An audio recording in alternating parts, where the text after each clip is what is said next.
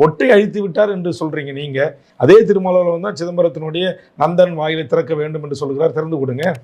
அதே இந்துக்கள் இப்போ நாங்கள் வந்து கோவிலுக்கு போனால் அண்ணாமலையார் உள்ளனுடைய போய் நீங்கள் சொல்லக்கூடிய குறிப்பிட்டவர்கள் மட்டும் அங்கே போய் உட்காரலாம், மற்றவர்களுக்கு உள்ள அங்கே அனுமதி இல்லை. இந்த நாட்டுடைய முதல் குடிமகனுக்கே அனுமதி இல்லை. தீட்டு போட்டுச்சுன்னு நீங்கள் தீட்ட ஓதுவார்கள் சொல்லக்கூடிய ஐயர்களை கொண்டாந்து விட்டு மந்திரம் ஓதி யாகசாலை அமைத்து அதை நீங்கள் கழுவுறீங்க. அப்போ இங்கெல்லாம் எங்களுக்கு சமத்துவம் இருக்கா? நீங்கள் சொல்கிற இந்துக்களுக்கு நீங்கள் முருக மாநாட்டுக்கு இந்துக்கள் அனைவரும் ஒரே மேடையில் உட்கார வச்சிங்க, ஒரே மேடைக்கு முன்பு உட்கார வச்சிங்க. இதே நான் கேட்குற கோயில் கருவறைகளை உட்கார வைப்பீங்களா? இன்னைக்கு தமிழ்நாடு சட்டமன்றத்தால் 7 கோடி மக்களால் தேர்ந்தெடுக்கப்பட்ட ஒரு அரசு அனைவரும் அர்ச்சகமாகலாம் என்கிற ஒரு சட்டத்தை கொண்டு வந்தபோது எப்படி துள்ளி குதிச்சிங்க? எப்படி நீங்கள் அதை எதிர்த்தீங்க? அப்போ இது இது இது அங்கே அந்த இந்துக்களுக்கு அந்த சம உரிமை வழங்கப்பட்டிருக்கா? இன்னைக்கு மதுரை உயர்நீதிமன்றம், சென்னை உயர்நீதிமன்றம் தமிழில் அர்ச்சனை செய்யப்பட வேண்டும், தமிழ் குடமுழுக்கு செய்யப்பட வேண்டும் என்று சொன்னீங்க. அது எங்கே நடைமுறைப்படுத்துறீங்க? அது தீட்டு போட்டுன்னு சொல்றீங்களா இல்லையா? இன்னைக்கு தமிழ் குடமுழுக்கு திருச்செந்தூர் முருகன் கோவில் முழுவதுமாக நடந்ததா?